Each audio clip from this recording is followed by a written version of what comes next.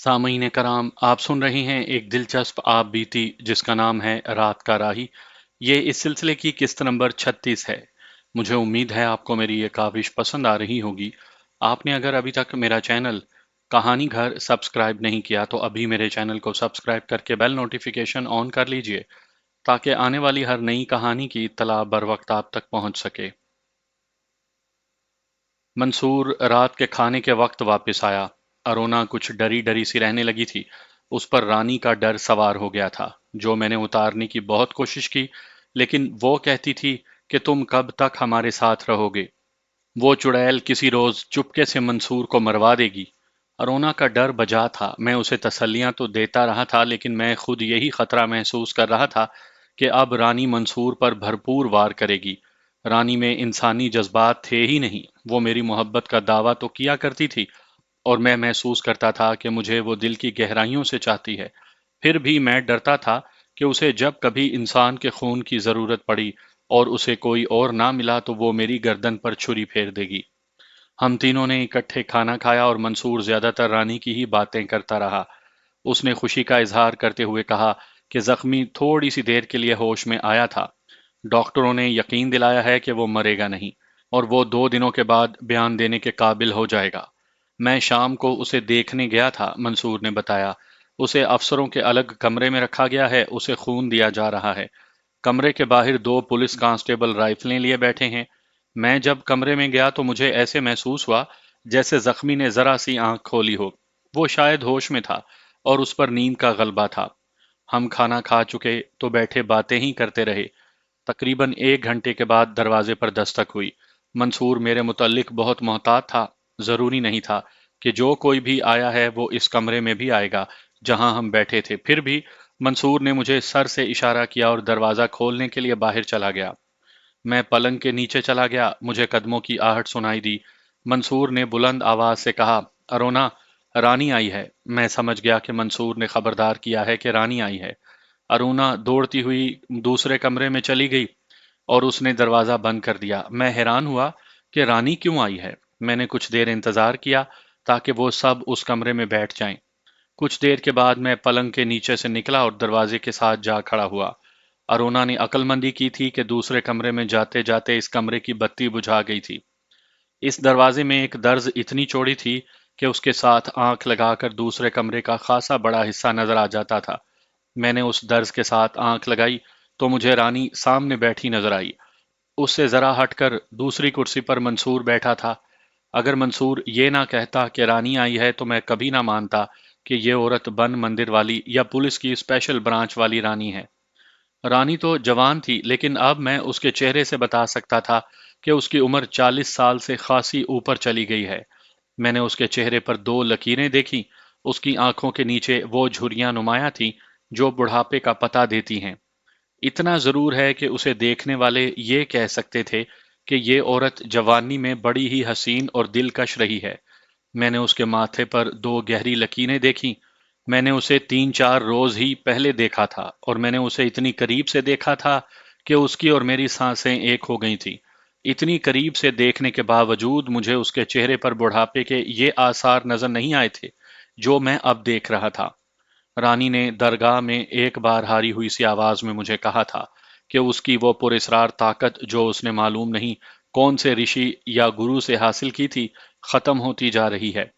मैंने उसकी बात की तरफ ध्यान नहीं दिया था। यह ख्याल मुझे जरूर आया था कि गुनाह और शैतानियत इंसान को इंसानों का हाकिम तो बना सकती है, लेकिन गुनाहों और शैतान ने किसी से कभी वफा नहीं की। रानी को एक ना एक दिन बूढ़ा तो होना ही था, लेकिन मैं ये देखकर हैरान हो रहा था कि वो तो पलक झपकते जवानी से बुढ़ापे में जा गिरी थी। इस रानी ने तो अंग्रेजों जैसी चालाक और दानिशमंद कौम को उंगलियों पर नचा लिया था। अब भी वो सही मायनों में रानी या मलका बनी हुई थी। फर्क सिर्फ यह था कि उसके सर पर ताज नहीं था। अब मैं उसे देख रहा था कि वो चुपचाप बैठी थी। उसके चेहरे पर मौत की उदासी थी, और उसकी आंखों के दिए बुझे हुए थे। उसकी आंखें तो मुस्कुराया करती थीं। उसकी आंखों में कोई भूले भटके झांक ले तो वो शख्स यूं बेबस हो जाता था जैसे किसी ने जादू के जोर से उसके जिस्म की सारी ताकत सल्ब कर ली हो। मंसूर, रानी ने ऐसे कहा जैसे उसने सिसकी ली हो। मैं कुछ कहने आई हूं। اور یہ امید لے کر آئی ہوں کہ تم ارونا پر رحم کرو گے اور میری بات کو ٹالو گے نہیں۔ میں چاہتی ہوں کہ ارونا اپنے گھر میں اسی طرح ہنستی کھیلتی رہے۔ تم مجھے دھمکی دینے آئی ہو رانی؟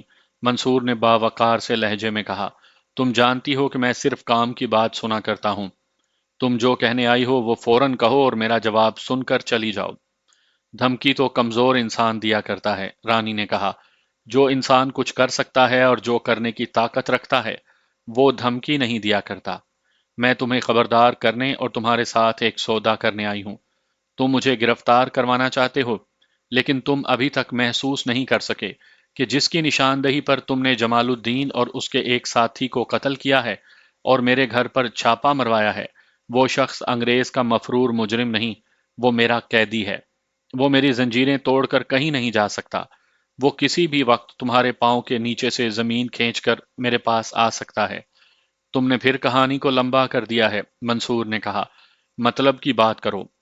مطلب کی بات یہ ہے کہ تمہارے ڈی آئی جی اور آئی جی تک کو میں نے منوا لیا ہے کہ میرا تعلق کسی جرائم پیشہ گروہ کے ساتھ نہیں، رانی نے کہا۔ لیکن تم ابھی تک یہ ثابت کرنے کی کوشش میں لگے ہو کہ میرا تعلق دہشت پسندوں کے ساتھ بھی ہے اور جمال الدین کے گروہ کے ساتھ بھی۔ اگر تم کہو گے کہ تم ایسا نہیں کر رہے تو میں تم سے یہ پوچھتی ہوں کہ آج شام تم ہسپتال میں اس زخمی کو دیکھنے کیوں گئے تھے؟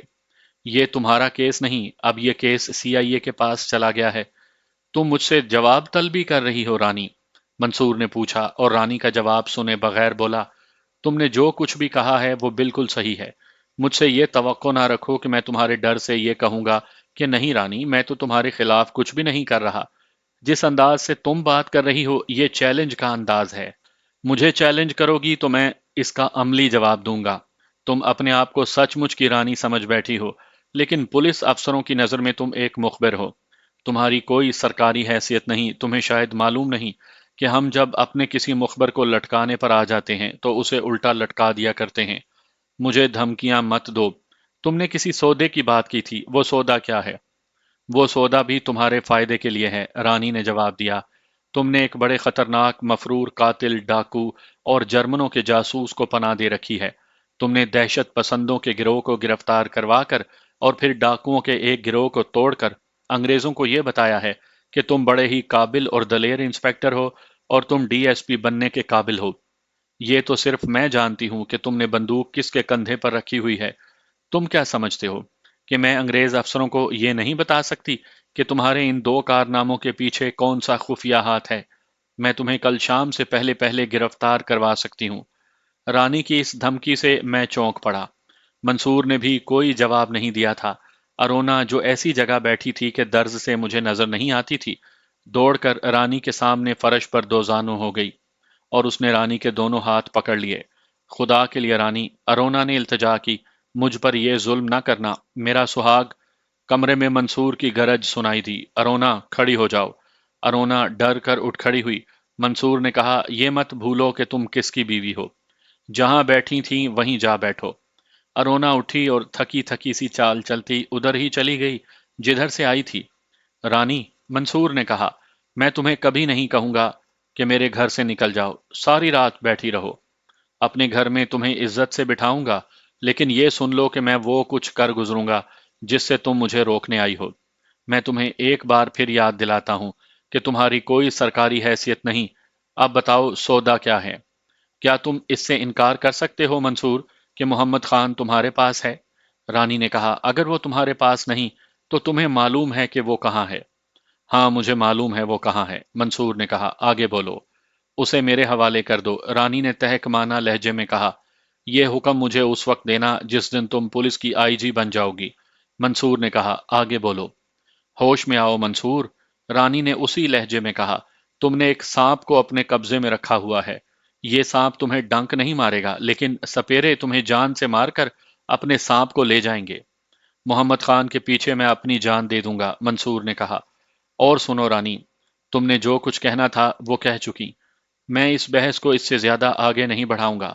میں تمہیں بہت سی باتیں نہیں بتاؤں گا، لیکن ایک بات جو میں ضروری بتا دینا سمجھتا ہوں۔ تمہارے خلاف اس قدر شہادت موجود ہے کہ تمہیں اگر سزائے موت نہ دی گئی تو عمر قید عبور دریائے شور ضرور ملے گی۔ وہ زخمی زندہ ہے اور زندہ رہے گا۔ کل شام تک اس کا اقبال جرم قلم بند کر لیا جائے گا۔ میں تمہیں کوئی دھمکی نہیں دے رہا اور میں تمہارے ساتھ کوئی سودا بھی نہیں کر رہا۔ اگر تم اس طرح بات نہ کرتی جس طرح تم نے کی ہے تو شاید میرے دل پر کچھ اور اثر ہوتا۔ میں بھی انسان ہوں رانی، پتھر نہیں۔ میرا تمہارا بڑا پرانا ساتھ ہے۔ مشکل یہ ہے کہ تم شیطان کی پجارن ہو اور میں اس خدا کو مانتا ہوں جس کے قبضے میں میری جان ہے۔ تم مجھے چیلنج کرنے آئی تھی، میں نے تمہارا چیلنج قبول کر لیا۔ میں چاہوں تو تمہارے خلاف جھوٹے مقدمے کھڑا کر سکتا ہوں۔ کسی بھی پولیس انسپکٹر کے لیے کسی کے خلاف جھوٹا مقدمہ ثابت کرنا کوئی مشکل نہیں ہوتا، لیکن میں تم سے وعدہ کرتا ہوں کہ میں ایسی جھک نہیں ماروں گا۔ تمہارے خلاف صحیح مقدمے اور سچی شہادت موجود ہے۔ اور رانی، یہ دلی ہے، بنگال کا بن مندر نہیں۔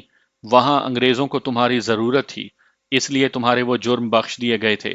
اب تم ہندوستان کے دارالحکومت میں بیٹھی ہو۔ انگریزوں کو ذرا سا اشارہ ملا تو وہ تمہاری خدمات کو نہیں دیکھیں گے، بلکہ وہ تمہارے جرائم کا ریکارڈ دیکھیں گے۔ منصور بولتے بولتے چپ ہو گیا۔ میں رانی کے چہرے پر ایک تبدیلی دیکھ رہا تھا، ایسے لگا جیسے وہ بیٹھے بیٹھے مزید 7-8 سال بوڑھی ہو گئی ہو۔ اس کی آنکھیں منصور کے چہرے پر جمی ہوئی تھی۔ اس نے گردن گھمائی، چھت کی طرف دیکھا، پھر اس کا سر جھک گیا۔ کمرے میں اتنی گہری خاموشی ہو گئی جیسے وہاں کوئی بھی نہ بیٹھا ہوا ہو۔ میں سمجھ گیا کہ اسے معلوم ہو گیا ہے کہ اس کے خلاف یہ طوفان کھڑا کرنے والا میں ہوں۔ وہ مجھے منصور سے مانگ رہی تھی۔ اس کا مقصد اس کے سوا اور کیا ہو سکتا تھا کہ وہ مجھے پولیس کے حوالے کرنا چاہتی تھی؟ میرے جی میں آئی کہ میں اس کمرے میں چلا جاؤں اور اپنا آپ رانی کو دکھا کر کہوں کہ مجھے گرفتار کروا دو، اور اس کے ساتھ ہی میں اس کا گلا گھونٹ دوں اور اس کی لاش جمنا میں پھینک کر دلی سے نکل جاؤں۔ رانی، منصور کی دھیمی سی آواز نے مجھے خیالوں سے نکال لیا۔ وہ رانی سے کہہ رہا تھا، تم ختم ہو چکی ہو۔ کیا تم آئینے میں اپنا چہرہ دیکھ کر نہیں آئی؟ میں تم پر طنز نہیں کر رہا، میری ایک بات مان لو، شیطان کے راستے سے ہٹ آؤ۔ منصور نے ہاتھ اس کی طرف بڑھا کر کہا، گھبراتی ہو تو میرا ہاتھ پکڑ لو، خدا کی قسم سر آنکھوں پر بٹھاؤں گا، پورا ساتھ نبھاؤں گا۔ شرط یہ ہے کہ مجھے یقین دلا دو کہ تم اس راستے پر آ گئی ہو جس راستے پر میں تمہیں لانا چاہتا ہوں۔ یہ بھی سن لو رانی، میں اس وقت انسپیکٹر کی حیثیت سے نہیں بول رہا، اور میں اس آدمی کی حیثیت سے بھی نہیں بول رہا جسے تم نے دھمکیاں دی ہیں۔ میرے خلوص کو سمجھنے کی کوشش کرو، میں تمہیں بھیانک انجام سے بچانا چاہتا ہوں۔ اگر وعدہ کرو تو تمہارے خلاف جو شہادت اکٹھی ہو گئی ہے میں اسے الٹا سکتا ہوں، آزما دیکھ لو رانی۔ کمرے میں پھر سکوت طاری ہو گیا۔ رانی کا سر ابھی تک جھکا ہوا اور منصور کا ہاتھ ابھی تک اس کی طرف بڑھا ہوا تھا۔ رانی نے آہستہ آہستہ سر اٹھایا، بلب کی روشنی اس کے چہرے پر پڑ رہی تھی۔ میں یہ دیکھ کر حیران رہ گیا کہ رانی کی آنکھوں میں آنسو تیر رہے تھے۔ اس نے آہستہ آہستہ سر گھما کر منصور کی طرف دیکھا اور اس کا بڑا ہوا ہاتھ اپنے ہاتھ میں لے کر اپنے زانوں پر رکھ لیا۔ مجھے وہ راستہ کسی نے کبھی نہیں دکھایا، رانی نے روندھی ہوئی آواز میں کہا۔ اب تو ایک ہی راستہ ہے، اور وہ راستہ قبر پر جا کر ختم ہو جاتا ہے۔ منصور، مجھ پر ایک کرم کرو، محمد خان مجھے دے دو۔ تم ابھی تک وہیں ہو جہاں سے میں تمہیں اپنی طرف بلا رہا ہوں۔ منصور نے رانی کے ہاتھ سے اپنے ہاتھ کھینچتے ہوئے کہا، تمہارے دل سے انتقام کا جذبہ ابھی نہیں نکلا۔ انتقامی نہیں منصور، رانی نے کہا، یہ کوئی اور جذبہ ہے جو تم سے محمد خان کی بھیک مانگ رہا ہے۔ رانی نے لمبی آہ بھری اور جذباتی سے لہجے میں بولی، محمد خان میری زندگی ہے۔ میں نے کبھی کسی سے محبت نہیں کی تھی۔ محمد خان واحد آدمی ہے جو ایک جادو کی طرح مجھ پر غالب آ گیا تھا۔ میں محمد خان کو پولیس کے لیے نہیں، اپنے لیے مانگ رہی ہوں۔ کچھ اور مانگو رانی، منصور نے کہا، اگر تمہاری نیت صاف ہے تو بھی محمد خان پکڑا جائے گا۔ میں دلی میں نہیں رہوں گی، رانی نے کہا۔ صبح تم میرا بنگلہ خالی دیکھو گے۔ میرے پاس ایسے ذرائع موجود ہیں جو مجھے اور خانوں کو ایسا غائب کریں گے کہ تمہاری پولیس کا پورا محکمہ ہمیں ڈھونڈ نہیں سکے گا۔ اگر میں کہوں کہ تم جذبات کا دھوکہ دے کر مجھ سے محمد خان کو لے جانا چاہتی ہو تو کیا یہ غلط ہوگا؟ منصور نے کہا۔ تم جو جی چاہے سمجھو منصور، رانی نے کہا، میں ہار گئی ہوں۔ میں اب سکون سے مرنا چاہتی ہوں، اور میں چاہتی ہوں کہ جب میں مرنے لگوں تو محمد خان میرے پاس بیٹھا ہوا ہو۔ کیا محمد خان تمہارے پاس ہے؟ وہ جہاں کہیں بھی ہے، تمہیں نہیں مل سکتا، منصور نے کہا، اور میں اتنا کچا بھی نہیں کہ اسے شہر کے اندر کہیں چھپا کر رکھوں گا۔ وہ شہر سے تھوڑی ہی دور ہے۔ اگر میں پولیس انسپیکٹر کی حیثیت سے بات کروں تو میں کہوں گا کہ محمد خان میرا ٹرمپ کارڈ ہے، اور اگر میں منصور کی حیثیت سے بات کرتا ہوں تو محمد خان مجھے سگے بھائیوں سے زیادہ عزیز ہے۔ میں مان لیتا ہوں کہ تم اپنے جذبات سے مجبور ہو کر مجھ سے محمد خان مانگ رہی ہو، پھر بھی میں اسے خطرے میں نہیں ڈالوں گا۔ میں کوئی ایسی قسم نہیں کھا سکتی جس پر تم اعتبار کرو، رانی نے کہا۔ اگر اعتبار کر سکتے ہو تو میں یہی کہوں گی کہ یہ میرے جذبات کا مطالبہ ہے، اور میں اس کے لیے جو قیمت کہو گے دینے کے لیے تیار ہوں۔ خزانہ میرے آگے ڈھیر کر دو رانی، منصور نے کہا۔ میں محمد خان تمہیں نہیں دوں گا۔ ہاں منصور، رانی نے بڑے ہی مغموم لہجے میں کہا، تم ٹھیک کہتے ہو، محمد خان خزانوں سے زیادہ قیمتی ہے۔ ایک بات کہوں گی منصور، تم اسے اس لیے قیمتی سمجھتے ہو کہ اس نے تمہاری ترقی کے راستے کھول دیے ہیں، اور آئندہ بھی وہ تمہارے کام آ سکتا ہے، لیکن میرا معاملہ جذبات کا ہے۔ اگر محمد خان میرے پاس ہوتا تو میں کہتی کہ میری جان لے لو، محمد خان نہیں دوں گی۔ وہ اٹھ کھڑی ہوئی، منصور بھی اٹھا۔ کیا میں امید رکھوں کہ تم نے اگر مجھے بچانے کی کوشش نہ کی تو میرے خلاف کوئی شہادت نہیں لاؤ گے؟ رانی نے منصور سے ایسے لہجے میں پوچھا جیسے اس نے ہتھیار ڈال دیے ہوں، پھر کہنے لگی، میں محمد خان کو دل سے اتارنے کی کوشش کروں گی، لیکن میرے لیے شاید یہ ممکن نہ ہو۔ ہاں رانی، منصور نے اس کے کندھے پر ہاتھ رکھ کر کہا، محمد خان کو دل سے اتارنے کی کوشش کرو، اور یہ کوشش بھی کرنا کہ محمد خان کو حاصل کرنے کے لیے میرے خلاف کوئی اوچھی حرکت کر نہ بیٹھنا۔ رہا معاملہ تمہیں بچانے یا پھنسانے کا، تو یہ صرف میرے اختیار میں نہیں۔ تمہاری قسمت کا فیصلہ تمہارے گروہ کا وہ آدمی کرے گا جو ہسپتال میں زخمی پڑا ہے۔ اگر وہ زندہ رہا، اور امید تو یہی ہے کہ وہ زندہ رہے گا، تو وہ اپنے جرم سے انکار نہیں کرے گا، اور ہو سکتا ہے کہ اسے سلطانی گواہ بنا لیا جائے اور وہ تمام نشاندہیاں کر دے۔ مجھے تو پتا چلا ہے کہ ڈاکٹروں نے اس کے زندہ رہنے کی ضمانت دے دی ہے، رانی نے کہا۔ وہ کچھ اور کہنے لگی تھی، لیکن ایک آدھ لفظ منہ سے نکال کر چپ ہو گئی۔ میں نے دیکھا کہ اس کا چہرہ اور زیادہ مرجھا گیا تھا۔ اس نے منصور کی طرف ایسی نگاہوں سے دیکھا جیسے وہ رحم کی طلبگار ہو۔ اس نے سر جھکا لیا اور باہر کو چل پڑی۔ منصور اس کے ساتھ گیا اور دروازہ بند کر کے واپس آ گیا۔ میں دوڑ کر پلنگ کے نیچے چلا گیا۔ منصور کمرے میں آیا اور بولا، آ جاؤ خانو۔ میں پلنگ کے نیچے سے نکل رہا تھا کہ منصور نے کہا، رانی تھی، آؤ تمہیں بتاؤں وہ کیا کہہ گئی ہے۔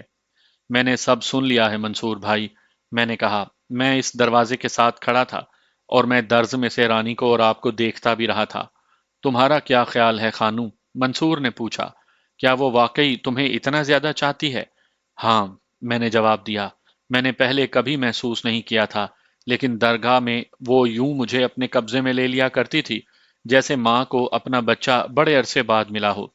منصور بھائی، رانی کے چہرے پر آپ نے بڑھاپے کے آثار دیکھے تھے نا؟ کل پرسوں تک تو یہ اتنی بوڑھی نہیں تھی۔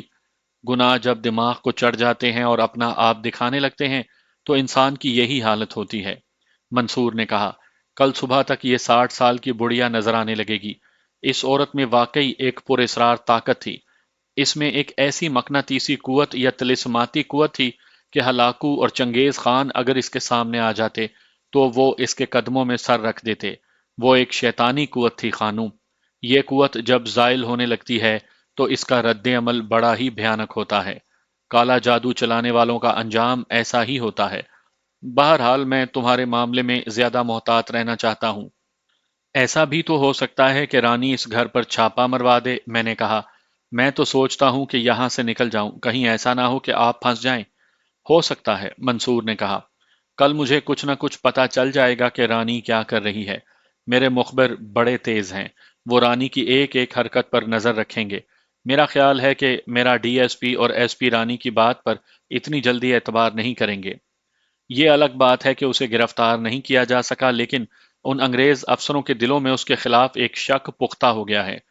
میری ذہنی حالت تو ایسی ہو گئی تھی جیسے میں ایک پتھر ہوں۔ رانی کی ان باتوں کا اور اس کی شکست خوردگی کا مجھ پر کچھ نہ کچھ اثر ضرور تھا، لیکن میں اس اثر کو الفاظ میں بیان نہیں کر سکتا۔ صرف ایک خیال آتا تھا کہ یہاں سے بھاگ جاؤں۔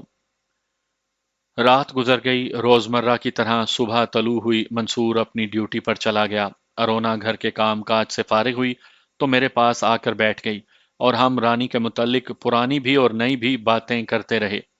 دن اسی طرح گزر گیا۔ شام ہوئی تو منصور کا انتظار شروع ہو گیا۔ منصور 10 بجے کے لگ بھگ آیا۔ ہم اس انتظار میں تھے کہ وہ آئے اور اکٹھے کھانا کھائیں۔ ارونا نے اسے کہا کہ وہ جلدی جلدی نہا لے۔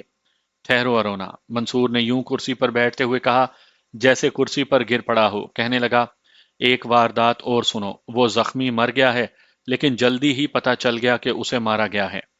اگر اسے قتل کیا گیا ہے تو رانی کے سوا اسے قتل کروانے والا اور کون ہو سکتا ہے؟ میں نے کہا، اب رانی ہم پر وار کرے گی۔ مجھے امید نہیں کہ رانی ہم پر وار کرنے کے قابل رہے گی، منصور نے کہا۔ پہلے واردات سن لو۔ آج دن کے 3 بجے کے لگ بھگ ایک نرس نرسوں کی وردی میں اس کمرے میں گئی جس میں زخمی کو رکھا گیا تھا۔ اسے خون لگا ہوا تھا۔ اس نرس کے پاس انجیکشن والی سرنج تھی۔ زخمی آنکھیں بند کیے بے ہوش پڑا تھا یا شاید سویا ہوا تھا۔ نرس نے خون والی نالی میں سرنج کی سوئی داخل کر دی اور انجیکشن دینے لگی۔ جس مریض کو گلوکوزیا خون لگا ہوا ہو اسے کوئی انجیکشن دینا ہو تو وہ اس طرح دیا جاتا ہے کہ سوئی اس کے جسم میں داخل کرنے کے بجائے گلوکوزیا خون کی نالی میں داخل کر دی جاتی ہے۔ یہ نرس انجیکشن دے رہی تھی کہ وہ نرس آ گئی جس کی ڈیوٹی میں یہ کمرہ شامل تھا۔ اس نے کسی اور نرس کو دیکھا کہ وہ زخمی کو انجیکشن دے رہی ہے تو اس نے اس نرس سے پوچھا کہ تم کون ہو اور تمہیں اس کمرے میں کس نے بھیجا؟ انجیکشن لگانے والی نرس نے سوئی باہر نکال لی اور کہنے لگی کہ وہ اس ہسپتال میں آج ہی آئی ہے اور اسے سرجن نے کہا ہے کہ یہ انجیکشن اس مریض کو لگاؤ۔ ڈیوٹی نرس نے کہا، یہ کیسے ہو سکتا ہے؟ ڈیوٹی پر تو میں ہوں۔ اور ایک بالکل اجنبی نرس کو بھیج دیا گیا۔ ڈیوٹی نرس کو کچھ شک ہوا، نئی نرس باہر کو چل پڑی۔ ڈیوٹی نرس نے اسے روک لیا اور اس سے پوچھا کہ یہ تو بتا جاؤ کہ تم نے کون سا انجیکشن دیا ہے تاکہ میں مریض کے ریکارڈ پر لکھ لوں، اور مجھے اپنا نام بھی بتاتی جاؤ۔ میں نہیں مان سکتی کہ سرجن نے مریض کا ریکارڈ دیکھے بغیر ایک نئی نرس کو ایک ایسے مریض کو انجیکشن دینے کے لیے بھیج دیا ہو جو بڑا اہم مریض ہے اور جس پر پولیس کا پہرا ہے۔ نئی نرس کا انداز بتا رہا تھا کہ وہ کھسکنے کی کوشش میں ہے۔ ڈیوٹی نرس نے آگے ہو کر اسے روک لیا۔ نئی نرس نے سرنج ڈیوٹی نرس کو دکھاتے ہوئے کہا کہ یہ لو، اچھی طرح دیکھ لو کہ میں یہ انجیکشن دینے آئی تھی۔ ڈیوٹی نرس نے سرنج اس کے ہاتھ سے لینے کے لیے ہاتھ آگے بڑھایا تو نئی نرس نے ڈیوٹی نرس کی کلائی مضبوطی سے پکڑ لی اور سرنج کی سوئی کلائی سے اوپر ڈیوٹی نرس کے بازو میں بڑی تیزی سے داخل کر کے کہا، اب تمہیں پتا چل جائے گا کہ یہ کون سا انجیکشن ہے۔ ڈیوٹی نرس پرانی سروس کی عورت تھی۔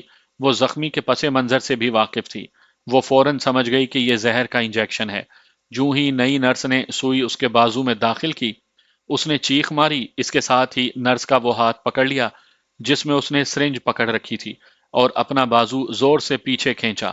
کمرے سے باہر 2 پولیس کانسٹیبل ڈیوٹی پر تھے۔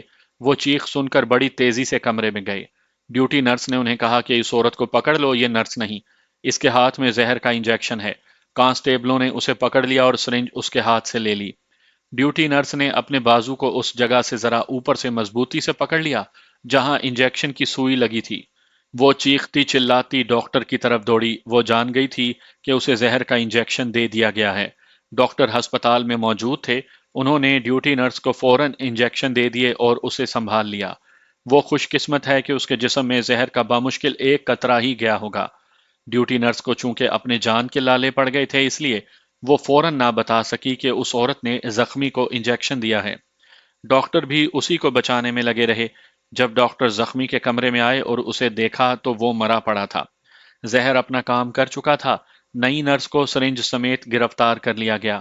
2 گھنٹوں کے اندر لیبارٹری والوں نے تحریری رپورٹ دے دی کہ انجیکشن کی سرنج میں جو ایک آدھ قطرہ دوائی کا رہ گیا تھا، یہ بڑا تیز زہر تھا۔ میں اسی لیے دیر سے آیا ہوں کہ مقتول کی پوسٹ مارٹم رپورٹ دیکھ لوں۔ پوسٹ مارٹم فوراً کیا گیا۔ پتہ چلا کہ مقتول کے جسم میں وہی زہر پایا گیا ہے جو سرنج میں تھا۔ یہ تو صاف ظاہر ہے کہ زخمی کو رانی نے مروایا ہے، میں نے کہا۔ شاید یہ عورت اقبال جرم کر لے گی اور بتا دے گی کہ قتل رانی نے کروایا ہے۔ کھانے کے دوران بھی ہم اس واردات کی باتیں کرتے رہے۔ مجھے یہی ایک ڈر تھا کہ یہ واردات اگر رانی نے کروائی ہے تو آج ہی رات وہ ہمارے خلاف بھی کوئی نہ کوئی قانونی یا مجرمانہ کارروائی ضرور کرے گی۔ میں نے منصور کو اس خطرے سے آگاہ کیا۔ میں اور ارونا صحن میں سوئیں گے، منصور نے کہا، اور تم خانو کمرے میں سونا۔ اگر کوئی خطرہ ہوا تو میرے اشارے پر یہ کھڑکی کھول کر نکل جانا۔ رات کے 12 بج رہے تھے جب ہم سونے کے لیے اٹھے۔ عین اس وقت باہر کے دروازے پر دستک ہوئی۔ منصور نے پہلا کام یہ کیا کہ کمرے کی بتی بجھا دی۔ پھر اس نے مجھے کہا کہ وہ دروازہ کھولنے جا رہا ہے۔ अगर कोई खतरा हुआ तो वो जोर से खांसेगा और मैं खांसी सुनते ही खिड़की से कूद कर इधर उधर देख कर निकल जाऊं, और अगर वो ना खांसे तो मैं इत्मीनान से कमरे में ही रहूं। अरोना सहन में चली गई। मैं कमरे में मंसूर की खांसी के इंतजार में खड़ा रहा। मुझे दरवाजा खोलने की आवाज आई, लेकिन खांसी की आवाज ना आई। मेरा दिल बड़ी जोर से धड़कने लगा। वक्त निहायत आहिस्ता आहिस्ता गुजर रहा था। कई मिनट गुजर गए। मुझे ये खतरा भी महसूस हुआ कि मंसूर को पकड़ कर ही ना ले गए हों, या उसे खंजरों से ही मार कर ना चले गए हों। मैंने फैसला कर लिया कि एक आध मिनट और इंतजार करूंगा, फिर मैं भागने के बजाय बाहर के दरवाजे की तरफ चला जाऊंगा। मैं मंसूर को किसी खतरे में नहीं डालना चाहता था। इतने में अरोना कमरे में आई। उसने मुझे बताया कि कोई खतरा मालूम नहीं होता, वो किसी के साथ बातें कर रहे हैं। अरोना अभी मेरे पास ही थी कि दरवाजा बंद होने की आवाज आई। फिर मंसूर अंदर आया। उसने बत्ती जलाई। रानी भी गई। मंसूर ने कहा, कहाँ? मैंने पूछा। खुशकिस्मत थी कि बड़े ही भयानक अंजाम से बच गई। मंसूर ने कहा, उसने खुदकुशी कर ली है। मुझे ऐसे महसूस हुआ जैसे कमरे में एक बम फटा हो और मेरे जिस्म के परखच्चे उड़ गए हों। फिर ऐसे लगा कि जैसे मेरा जिस्म बर्फ की तरह ठंडा हो गया हो। अरोना की आवाज ने मुझे चौंका दिया। वो मंसूर से पूछ रही थी कि रानी ने क्यों और किस तरह खुदकुशी की है।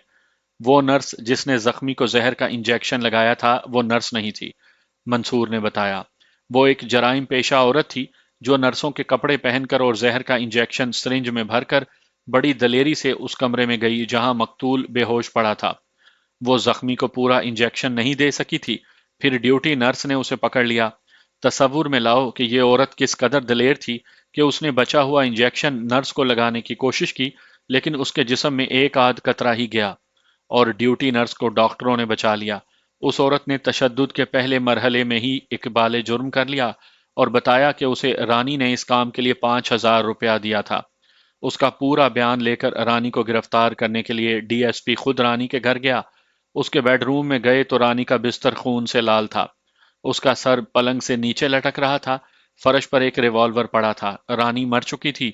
गोली उसकी एक कनपटी में दाखिल होकर दूसरी तरफ से निकल गई थी। रानी को पता चल गया होगा कि उसकी भेजी हुई औरत पकड़ी गई है और उसका मिशन नाकाम हो गया है। उसका मिशन यह था कि जख्मी को बयान देने के काबिल होने से पहले ही कत्ल कर दिया जाए। रानी के पलंग के करीब पड़ी हुई तपाई पर एक कागज पड़ा था। उस पर रानी ने सिर्फ इतना लिखा था कि मैं खुदकुशी कर रही हूं। ये जो आदमी अभी आया था, ये मेरी ब्रांच का हेड कांस्टेबल था। मुझे यही इत्तला देने आया था। मुझे यूं महसूस होने लगा जैसे मैं हवा में उड़ा जा रहा हूं और हर सू घुप अंधेरा है। ऐसे भी महसूस हुआ जैसे मेरे जिस्म से सारा खून निकल गया हो। अब घबराने की कोई वजह नहीं रही खानू। मंसूर ने मेरे सर पर हाथ रख कर और मुझे झंझोड़ते हुए कहा, खतरा टल गया है। मैं तो शुक्राने के नवाफिल पढ़ूंगी, अरोना ने कहा। अब मुझे चले जाना चाहिए मंसूर भाई, मैंने कहा, और मुझे अपनी आवाज ऐसे लगी जैसे बड़ी दूर से आ रही हो। 2-4 दिन और खानू, मंसूर ने कहा। अब उम्मीद बन गई है कि मैं तुम्हारा रिकॉर्ड साफ करवा सकूंगा। नहीं मंसूर भाई, अचानक मेरे जिस्म में जान आ गई और मैंने बड़ी जानदार आवाज में कहा, मुझे जाने दो, खुदा के लिए मुझे जाने दो। मैंने इंस्पेक्टर मंसूर की ये बात मान ली कि मैं चंद दिन उसके यहाँ रुका रहूंगा, लेकिन मैंने अपने आप को इस खुशफहमी में मुब्तला ना किया कि मंसूर मेरे जुर्म बख्शवा देगा। अरोना भी यही जिद करती थी कि मैं उनके यहाँ रहूं। वो कहती थी कि मंसूर बड़ा अक्लमंद आदमी है और उसका असरो रसूख भी है। वो मुझे पिछले जराइम की सजा से बचा लेगा, लेकिन मुझे यही नजर आ रहा था कि मुझे बचाने की मुखलिसाना कोशिश का नतीजा ये ना हो कि मैं पकड़ा जाऊं। मैं इसलिए भी वहां नहीं रुकना चाहता था कि अरोना जवान और खूबसूरत औरत थी। मैंने उसे दिल की गहराइयों से बहन बना लिया था, लेकिन मंसूर आखिर इंसान था। किसी भी वक्त उसके दिल में मेरे और अरोना के मुतल्लिक शक पैदा हो सकता था। मंसूर सारा दिन बाहर रहता था। ये खतरा इसलिए पैदा हो गया था कि अरोना मेरे साथ कुछ ज्यादा ही बेतकल्लुफ हो गई थी। उसकी बेतकल्लुफी में बहन भाइयों वाला ही अंदाज था, लेकिन ये मर्द और औरत का मामला बड़ा नाजुक होता है। मैं कोई नेक और पारसा आदमी नहीं था। मैंने सोचा कि इससे पहले कि इस किस्म की कोई बदमज़गी पैदा हो जाए, मैं यहां से चला जाऊं। 2 ही दिन गुजरे थे कि मंसूर रात को ही अपनी ड्यूटी से वापस आया, तो वो कुछ बुझा बुझा सा था। ارونا نے اس کی اس حالت کو خاص طور پر محسوس کیا اور پوچھا کہ وہ کیوں پریشان ہے۔ رانی مر تو گئی ہے، منصور نے آہ بھر کر کہا، لیکن اپنا کچھ زہر پیچھے چھوڑ گئی ہے۔ میں اور ارونا چونک پڑے اور ہم دونوں اس کے قریب ہو گئے۔ دونوں نے بیک وقت پوچھا، کیا ہوا؟ میرے ساتھ میری برانچ میں ایک مسلمان انسپیکٹر ہے، منصور نے کہا۔ ہماری دوستی بڑی گہری ہے، ہم نے اکٹھے ٹریننگ کی تھی۔ میں اس سے مشورہ لینا چاہتا تھا کہ میں خانو کو بچانے کی کیا صورت اختیار کروں۔ میں کھل کر صحیح بات تو نہیں کہہ سکتا تھا۔ میں نے کہا کہ اگر کوئی مفرور مجرم جس کے جرم سنگین ہوں ایسا کارنامہ کر گزرے جس سے حکومت کو فائدہ پہنچے تو کیا کوئی ایسا قانون ہے جو اس مفرور مجرم کے جرم معاف کروا دے؟ میرے دوست نے مجھ سے پوچھا کہ میں نے اس سے یہ بات کیوں پوچھی ہے، کیا میری نظر میں کوئی ایسا مجرم ہے؟ میں نے اسے بتایا کہ ایک محفل میں یہ سوال اٹھا تھا اور میں اس کا کوئی جواب نہ دے سکا۔ میرا دوست مسکرایا اور اس نے مجھے عجیب سی نظروں سے دیکھا، پھر کہنے لگا، منصور بھائی، تم میرے دوست نہیں میرے بھائی ہو۔ میں آج تم سے ایک بات کرنا چاہتا تھا، اب تم نے مجھے شک میں ڈال دیا ہے کہ تمہارے خلاف پردے پردے میں جو افواہ پھیل رہی ہے وہ غلط نہیں۔ میں نے اس سے پوچھا کہ میرے خلاف کیا افواہ پھیل رہی ہے؟ اس نے کہا، ڈی ایس پی کا ریڈر ہمارے ایک سب انسپیکٹر کا قریبی رشتہ دار ہے۔ ریڈر نے اس سب انسپیکٹر کے کان میں یہ بات ڈالی ہے کہ انسپیکٹر منصور کے ہاتھ میں کوئی نامی گرامی جرائم پیشہ ہے جو اس کی مدد کر رہا ہے۔ ابھی یہ کسی کو پتہ نہیں چلا کہ وہ نامی گرامی مجرم کون ہے، اور کیا کوئی ایسا مجرم تمہارے قبضے میں ہے بھی یا نہیں۔ میں نے اس سے پوچھا کہ یہ محض شک ہے یا اندر ہی اندر تحقیقات ہو رہی ہیں۔ میرے دوست نے جواب دیا، میں یہ تو نہیں بتا سکتا کہ تحقیقات ہو رہی ہیں یا نہیں۔ میں تمہیں خبردار کرنا چاہتا ہوں کہ تمہارے خلاف یہ شک اگر صحیح ہے تو کسی مجرم کے ساتھ تمہارا تعلق ہے، اسے دلی میں نہ رہنے دو۔ یہ تو اتفاق کی بات ہے کہ یہ بات میرے کانوں تک پہنچ گئی ہے۔ مجھے خطرہ یہ نہیں آ رہا کہ کسی روز ایسے ہوگا کہ اچانک تمہارے اوپر ایک جال پھینک دیا جائے گا اور تم نکل نہیں سکو گے۔ اس پہلو پر بھی غور کرو منصور بھائی، ہماری برانچ میں اکثریت غیر مسلموں کی ہے، ان میں ہندوؤں کی تعداد زیادہ ہے اور ہم صرف 3 مسلمان ہیں۔ تمہارے یہ 2 کارنامے معمولی نہیں کہ تم نے 2 بڑے خطرناک گروہ توڑے ہیں۔ انگریز افسر تو خوش ہو گئے ہیں، لیکن ہمارے اسٹاف کے ہندو اور سکھ خوش نہیں۔ وہ نہیں چاہتے کہ ایک مسلمان ڈی ایس پی ہو جائے۔ یہ لوگ بھی تمہارے خلاف کوئی نہ کوئی الزام سچا ثابت کر دیں گے۔ تمہیں بہت زیادہ احتیاط کرنی چاہیے۔ تم اپنے مخبروں پر بھی اتنا زیادہ بھروسہ نہ کیا کرو اور انہیں اپنی دل کی کوئی بات نہ بتایا کرو۔ میرے دوست کی اس بات نے مجھے پریشان کر رکھا ہے۔ مجھے جانے دیں منصور بھائی، میں نے کہا، کہیں ایسا نہ ہو کہ محض شک پر آپ کے گھر پر چھاپا پڑ جائے۔ ارونا کے پاس دوسرے کوارٹروں میں رہنے والی عورتیں بھی آتی رہتی ہیں۔ ایسا بھی ہو سکتا ہے کہ میں کہیں برآمدے میں یا صحن میں ہوں اور کوئی عورت اچانک اندر آ جائے اور مجھے دیکھ لے۔ یہ عورت آپ کے پڑوس میں رہنے والے پولیس انسپیکٹر یا سب انسپیکٹر کی بیوی بھی ہو سکتی ہے۔ اگر بات صرف میرے پکڑے جانے پر ختم ہو جائے تو میں پرواہ نہ کروں، لیکن میرے ساتھ آپ بھی پکڑے جائیں گے، مجھے نہ روکیں منصور بھائی۔ منصور نے سر جھکا لیا۔ ارونا کبھی منصور کو کبھی مجھے دیکھتی تھی، اس کے چہرے پر گہری اداسی تھی۔ صاف پتہ چلتا تھا کہ وہ کچھ کہنا چاہتی ہے مگر کہہ نہیں سکتی۔ اس کے تاثرات بتا رہے تھے کہ وہ نہیں چاہتی کہ میں پکڑا جاؤں، اور وہ یہ بھی نہیں چاہتی کہ منصور پر کوئی مصیبت آن پڑے۔ خانو بھائی، منصور نے سر اٹھایا اور میری طرف دیکھا۔ اس کی آنکھوں کی سرخی بتا رہی تھی کہ وہ آنسوؤں کو روکنے کی کوشش کر رہا ہے۔ اداس اور جذباتی لہجے میں کہنے لگا، میں نے تمہیں کچھ نہیں دیا، میں تمہارے لیے کچھ نہیں کر سکا۔ تم نے مجھے بہت کچھ دیا ہے، تم نے میرے لیے بہت کچھ کیا ہے۔ مجھے میرے خلوص کی آپ قیمت دینا چاہتے ہیں منصور بھائی، میں نے کہا، اور اپنے سوال کا میں نے خود ہی جواب دیا۔ آپ مجھے قیمت دے چکے ہیں۔ میں نے آپ سے جو صلہ لینا چاہا تھا وہ میں نے لے لیا ہے۔ منصور بھائی، صرف یہ وعدہ کریں کہ میں چلا جاؤں گا تو آپ مجھ سے یہ صلہ چھین نہیں لیں گے۔ منصور اور ارونا کے چہروں پر حیرت کا تاثر آ گیا۔ انہوں نے ایک دوسرے کی طرف دیکھا، وہ میری بات نہیں سمجھے تھے۔ میں آپ کے گھر میں ارونا کی خاطر داخل ہوا تھا، میں نے کہا، پہلے مجرموں کی طرح، پھر دوستوں کی طرح۔ منصور بھائی، میں صرف یہ درخواست اور یہ امید لے کر آیا تھا کہ آپ ارونا کی زندگی میں زہر نہ گھولیں۔ یہ تو اللہ نے میری مدد کی، اور وہ ہندو لڑکی جس کا نام شوبھا تھا، دھوکہ اور فریب نکلی۔ اللہ نے میری مدد یوں بھی کی کہ آپ نے میری نیت پہچان لی اور آپ کسی وہم میں نہ پڑ گئے۔ اللہ کا شکر ادا کرتا ہوں کہ آپ ارونا کے پاس واپس آ گئے اور آپ نے ارونا کو گلے لگا لیا۔ میرے لیے یہی صلہ بہت ہے۔ منصور بھائی، اب ایسا نہ ہو کہ میں چلا جاؤں تو آپ کسی اور شعبہ کے طلسم میں گرفتار ہو جائیں۔ اگر ایسا ہوا تو یہ ارونا کے ساتھ نہیں، یہ میرے ساتھ دھوکا ہوگا۔ میں اگر زندہ نہ رہا تو میری روح بدروح بن کر آپ سے انتقام لے گی۔ میں نے ارونا کو دیکھا، اس کی آنکھوں میں آنسو تھے۔ میرے اور ارونا کے درمیان اب کوئی نہیں آ سکتا خانو، منصور نے کہا۔ زندہ رہے تو جس طرح اب ہماری ملاقات ہو گئی تھی، پھر بھی کبھی آمنا سامنا ہو ہی جائے گا۔ منصور چپ ہو گیا اور اس نے سر جھکا لیا، پھر اس نے سر اٹھا کر نظریں میرے چہرے پر گاڑ دیں۔ اس نے ہلکی سی آہ بھری اور پوچھا، کہاں جاؤ گے؟ کیا کرو گے؟ کچھ نہیں سوچا، میں نے جواب دیا، سوائے اس کے کہ دلی سے نکل جاؤں۔ کروں گا کیا؟ میں کر ہی کیا سکتا ہوں؟ میں راتوں کا مسافر ہوں منصور بھائی، دن کی روشنی مجھے راس نہیں آتی۔ اندھیرے میں چلتا چلا جاؤں گا اور قبر کے اندھیرے میں اتر جاؤں گا۔ ہو سکتا ہے پھانسی کے تختے کے راستے اپنی تاریک منزل تک پہنچوں۔ میرا مطلب کچھ اور ہے خانو، منصور نے کہا۔ میں کہنا یہ چاہتا ہوں کہ ڈاکوؤں کی دنیا میں نہ جانا۔ تم ڈکیتی، رہزنی اور قتل سے زیادہ بھیانک جرم کر سکتے ہو، لیکن تمہاری فطرت مجرم نہیں۔ تمہارے وجود میں ایک بڑا ہی نیک آدمی قید ہے۔ اسے آزاد کر دو اور اپنے آپ کو اس کی قید میں ڈال دو۔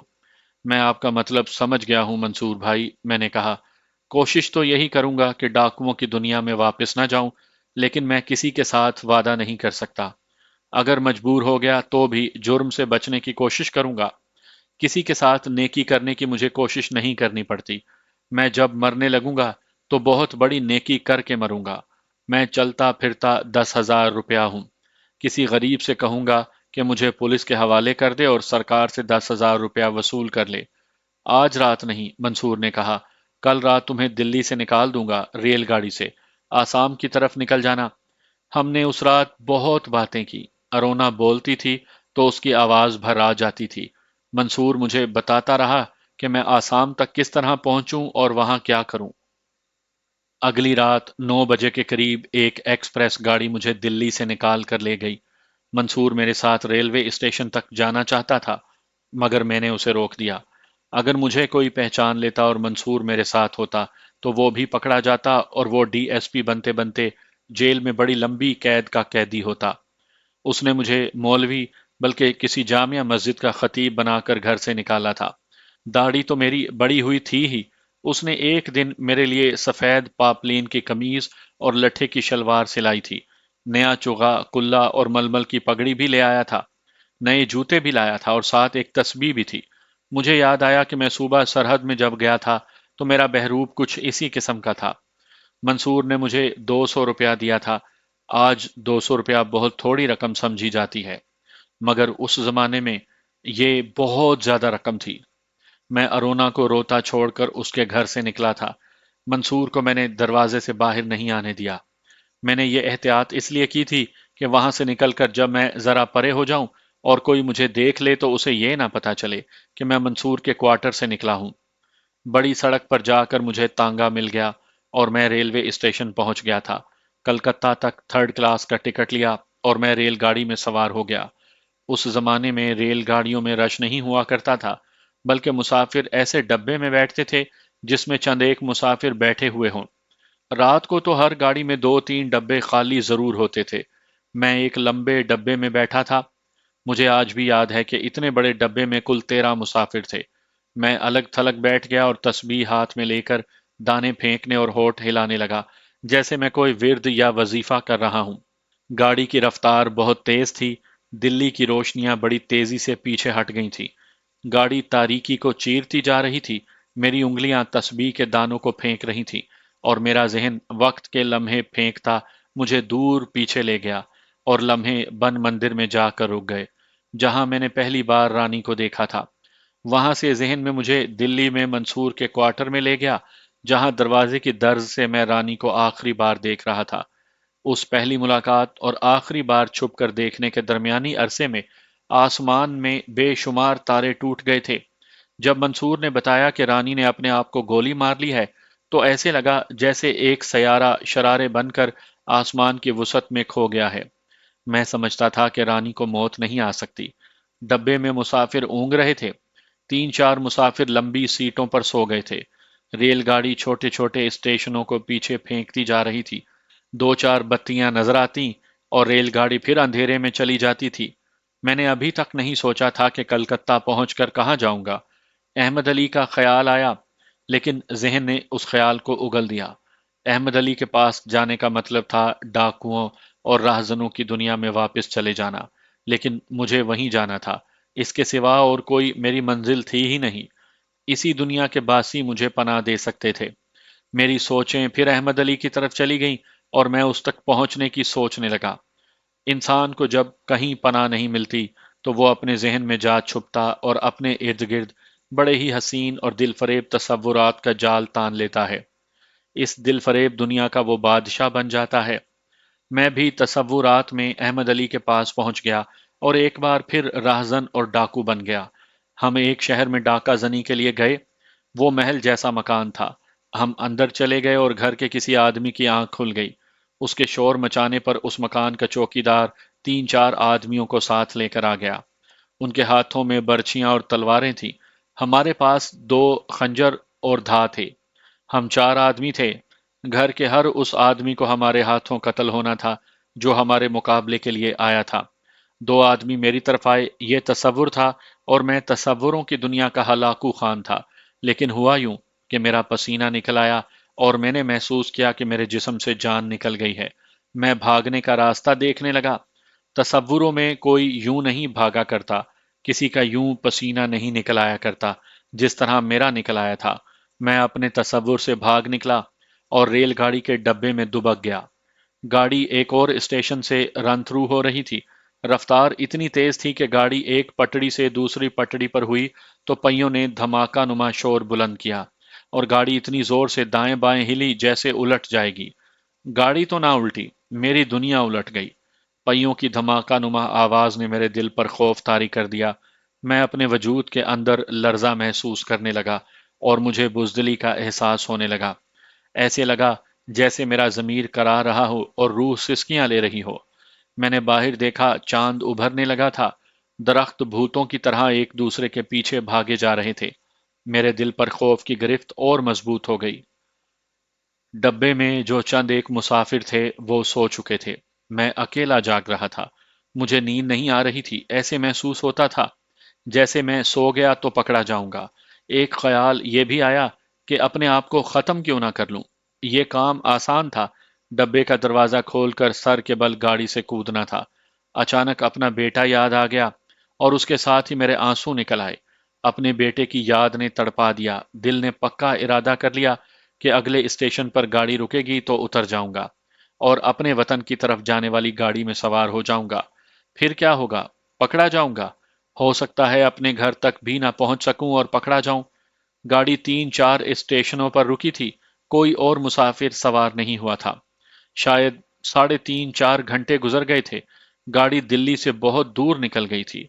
शायद दूसरे सूबे में दाखिल हो गई थी। इसकी रफ्तार सुस्त होने लगी और गाड़ी रुक गई। ये कोई रेलवे स्टेशन था। फौरन ही इंजन ने विसल दी और उसके साथ ही डब्बे में 3 आदमी सवार हुए। ये बड़ा लंबा डब्बा था। वो दूसरी तरफ के दरवाजे से अंदर आए थे और दरवाजे के साथ वाली सीट पर बैठ गए थे। उन्हें देखकर मुझ पर घबराहट तारी हो गई। 2 आदमी पुलिस की वर्दी में थे, एक हेड कांस्टेबल था और दूसरा कांस्टेबल, तीसरा सिविलियन कपड़ों में था। वो सीट पर बैठकर एक दूसरे से बातें करने लगे थे। उनमें से किसी ने अभी मेरी तरफ नहीं देखा था। गाड़ी स्टेशन से निकल आई और उसकी रफ्तार तेज हो गई थी। ये किसी कस्बे का स्टेशन था। कस्बे की चंद एक बत्तियां थीं जो पीछे दूर रह गई थीं। उन 3 आदमियों में से एक ने, जो सिविलियन कपड़ों में था, मेरी तरफ देखा। फिर उसने आंखें इस तरह सुकेड़ लीं जैसे मुझे गौर से देख रहा हो। कुछ देर बाद मुझे देखकर उसने हेड कांस्टेबल से कुछ कहा। हेड कांस्टेबल ने मेरी तरफ देखा, फिर कांस्टेबल ने मेरी तरफ देखा, फिर उन्होंने आपस में खुसर फुसर की। हेड कांस्टेबल उठा और मेरी तरफ आने लगा। उसके पीछे कांस्टेबल और उसके पीछे सिविलियन भी इधर ही आने लगे। मेरा दिमाग गाड़ी की रफ्तार से तेज चल पड़ा। क्या उन्होंने मुझे पहचान लिया है? क्या इन्होंने मुझे दिल्ली रेलवे स्टेशन पर देखा था? ये मुझे इस डिब्बे में सवार होता ना देख सके होंगे। उन्हें सिर्फ ये यकीन हो गया होगा کہ میں اسی گاڑی میں سوار ہوا ہوں۔ یہ بھی گاڑی میں سوار ہو گئے اور ہر ڈبے میں مجھے دیکھتے رہے۔ اب گاڑی اس اسٹیشن پر رکی تو میری تلاش میں اس ڈبے میں آ گئے اور میں انہیں مل گیا۔ کہیں ایسا تو نہیں کہ انہوں نے مجھے خطیب یا پیر سمجھا ہو، اور یہ بھی کہ میں جاگ رہا ہوں تو وہ میرے پاس بیٹھنے اور میرے ساتھ باتیں کرنے کے لیے آ رہے ہوں۔ میں جس سیٹ پر بیٹھا تھا وہ پوری کی پوری خالی تھی۔ یہ سب خیال اور سوال بڑی تیزی سے میرے ذہن میں آئے۔ میں ڈرنے والا آدمی نہیں تھا، میں ایکٹنگ کر سکتا تھا، انہیں الو بنا سکتا تھا، لیکن مجھ پر پہلے ہی خوف سوار تھا۔ بزدلی کا احساس بڑھتا ہی جا رہا تھا۔ ہیڈ کانسٹیبل مجھ سے 4-5 قدم دور رہ گیا تھا۔ اس زمانے میں پولیس کی پگڑیاں ہوتی تھی، مسلمان اور ہندو کی پگڑی میں نمایاں فرق ہوتا تھا۔ یہ ہیڈ کانسٹیبل مسلمان تھا۔ میں نے ہیڈ کانسٹیبل کا چہرہ دیکھا، اس کا چہرہ بھیڑیے جیسا ہو گیا۔ اس کے ہونٹوں کے کونے سے مجھے 2 لمبے لمبے دانت باہر کو آتے ہوئے نظر آئے۔ اس کی آنکھیں انگاروں کی طرح دہکنے لگیں۔ مجھے ایسے شک ہوا جیسے وہ بھیڑیوں کی طرح غرایا ہو۔ کیا یہ میری ذہنی کیفیت کا اثر تھا کہ مجھے اتنا اچھا انسانی چہرہ بھیڑیے کے چہرے کی طرح دکھائی دیتا تھا؟ کیا یہ میرے گناہ تھے جو بھیڑیے کے روپ میں بڑھے آ رہے تھے اور مجھ پر غرا رہے تھے؟ میں بھول گیا تھا کہ مجھ میں ایک پراسرار طاقت بھی ہے۔ میری اس حالت کے متعلق مجھے رانی نے بتایا تھا۔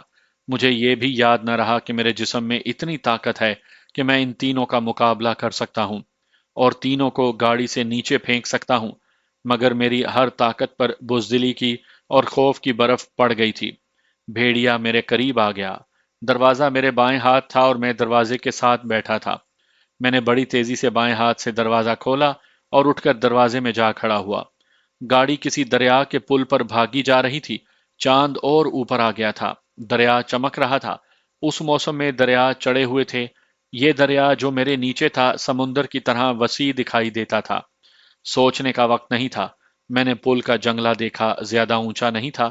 اس کی اونچائی وہاں تک تھی جہاں سے ریل گاڑی کا دروازہ شروع ہوتا تھا۔ جنگلہ ذرا پرے تھا۔ میں نے مرنے کا ارادہ تو پہلے ہی کیا تھا، اب گرفتاری سے بچنے کا ارادہ کر لیا۔ میں نے گاڑی کا سہارا چھوڑ دیا اور اس طرح جسم کو ذرا آگے کیا جیسے تالاب میں ڈائیو لگانے کے لیے کیا جاتا ہے۔ میں نے پاؤں پر پورا زور ڈالا اور سپرنگ کی طرح آگے کو اچھلا۔ میں ہوا میں تھا۔ جنگلے کے اوپر سے میں صاف گزر گیا، پھر میں نیچے جانے لگا۔ دریا بہت نیچے تھا۔ گاڑی کا دروازہ کھولنے، اٹھنے اور دروازے میں کھڑے ہو کر دریا میں کودنے میں بمشکل 3-4 سیکنڈز لگے ہوں گے۔